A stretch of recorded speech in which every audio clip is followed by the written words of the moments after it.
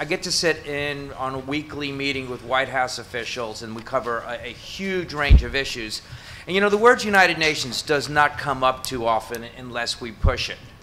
And when the words do come up, the response is, can you get some people on the ground working on this? So it's not only hear what you're doing here in Washington, but what you're doing in your communities is very, very important to be able to keep this issue going. We had our members in town in March doing something very similar. So having them hear some of the same messages again, it's just, we can't say it often enough and passionately enough. And let me tell you one thing.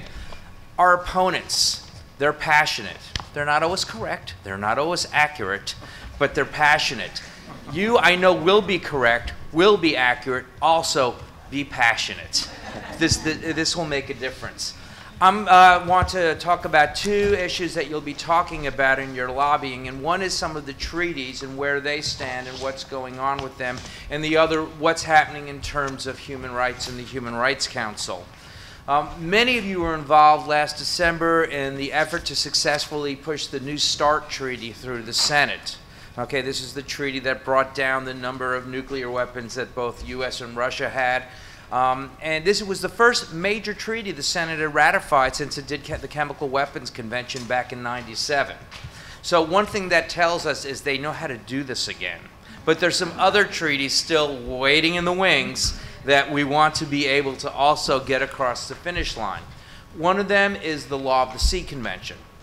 Now, this is a treaty that deals with 70% of the Earth's surface. It impacts our nation's economy, it impacts the sustainability of the environment, and it impacts our security. And it's one of the reasons why we go lobbying on this issue, and we could have the World Wildlife Fund and the American Petroleum Institute sitting on the same side of the table saying this is important for our country. One of the things we learned out of the New START process is there's a few things you gotta have to get a treaty over the finish line. You have to have the White House backing it. You need a broad coalition of support. You need to make sure that it is shown as a bipartisan effort, that there are people on both sides of the aisle that will be able to support it, and you need just a high-level champion to push it over. Well, we have all these things on the Law of the Sea Treaty. All of these pieces are together. We just need the White House to be able to say go. And your job when you're in the Senate talking about this is saying that this needs to happen, and it needs to happen now, this year, because the one thing that we're running out of when it comes to the Law of the Sea is time. And the countdown clock, it's called the Arctic Ocean melting. As it melts, as sea traffic starts to go through the Arctic Ocean more often, we are in danger of other nations, particularly Russia, which has 4 rivers the size of the Mississippi, dumping into the Arctic Ocean, saying, you know, I don't know how much sense this treaty is making. The United States isn't part of it.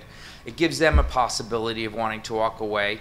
It gives China a possibility of wanting to walk away. And let me tell you, the Navy really wants this treaty ratified, and they want it ratified because it guarantees innocent passage, being able to go through straits like the Straits of Taiwan. So there's a lot of reasons why it makes sense to do this and do it now. So I would really, when you're talking to your Senate offices, definitely you want to push on that one. CEDAW, the Convention on Elimination of Discrimination in All Forms Against Women. Talk about polling. We did a poll on this that showed the broadest support of any treaty that I have personally ever seen. It didn't matter whether you were pro-UN, anti-UN, pro-abortion, anti-abortion, religiously engaged or not. There was huge support for this treaty because this is about U.S. leadership of women's rights globally. This is about really taking a place in the community of nations. Right now, there are 7 nations in the world that have not ratified this treaty, and so there's the United States right along with Iran, Sudan, Somalia, and a couple of little micro-states in the Pacific. It doesn't make sense for us. So this is one that its time is coming. It's coming up soon, and your words on this will make a big difference in terms of pushing it forward. Another one you're talking about is the rights of the child, and that's one. The first 2 have been already prioritized by the Obama administration. Rights of the child has not yet been prioritized. So your goal is to let them know that rights of children are important. We're the only country in the world that has not ratified this treaty, and the only one in the world. So, Somalia actually has moved forward on it. Whenever they think they have a government, they take a step forward on that one. So, this is it's really time to start letting them know. Let's get this one up in the queue as well. These are all really important, and the reason that it's important, this is about how we build the webs of international laws and norms that make the world a better and safer place for our children and our grandchildren by having these treaties. And we can't say that we are for that if we're not willing to be part of these agreements. So your work on this is very, very important. The other area that you also will be talking about is the Human Rights Council. Now, Peter will tell you that if there's one area when a member of Congress who is inclined to want to beat up on the UN is going to beat up on it, they're going to talk about the Human Rights Council, and they're going to talk about, oh, how they keep beating up on Israel. And we get this time and time again. Well, let me tell you, when the Obama administration came in, one of the early things they did is they made a decision they were going to run for the Human Rights Council. They were elected to it. They appointed an ambassador just for that purpose, so we now have 2 ambassadors in Geneva. And here's the key message on the Human Rights Council. The U.S. being in Geneva is a game changer. We have really changed the dynamics of how that council is functioning, what it's accomplishing, and the role the U.S. has played has been very, very important. It really has made a difference. A lot of members of Congress are not up to speed on this yet. They don't know it, so this is really, you can do a great service by pushing that forward and communicating that message. Since the U.S. has gotten there, I'll just mention a couple of things. It's a pretty long list, so I'm not going to mention everything.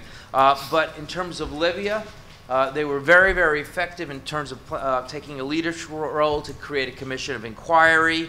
They recommended to the General Assembly to suspend Libya's membership in the Human Rights Council. They played a huge role in terms of Syria right now, in terms of bringing that and getting the Human Rights Council to take action in terms of Syria. They have highlighted human rights abuses in North Korea, Iran, the Ivory Coast, Burma, Sudan. We have had a very, very active delegation. I was at a meeting at the White House where part of the conversation was how the ambassador from Israel was saying they really liked the U.S. being there and wanting the U.S. there. So the U.S. has really done a good job in terms of trying to diminish the Council's disproportionate bias and focus on Israel. So that's been very, very helpful. All of these pieces together really have shown how successful the U.S. could be at leading in a multilateral organization when it wants to lead. It really has been good for us, and it's been good for the organization as well. So in both of these areas, in the treaties and in the Human Rights Council, you have a really strong message. But I got to also remind you, you're sailing uphill and against the wind a little bit. I mean, this is a year 177 House members voted to withhold all funding from the UN this year. That's the largest number on a vote like that I've seen in about the last decade. And the reason that they're voting this way is, one, because of what happened with this last election and the Tea Party coming in, and the other is because there's just not a vocal enough constituency pushing the other way. There are current legislation that's been introduced and other legislation that's coming down the pike that can be very, very difficult. We have appropriations coming up. The markups are in the end of July, so your timing here is excellent in terms of being able to get this message across that there's a constituency for the UN, that the UN is important, it needs to be funded. I was sitting in a hearing where one of the members of Congress said, well, we have to cut the funding for the UN for deficit reduction. Well, that's ridiculous. That's like trying to cut my daughter's allowance to pay down my mortgage.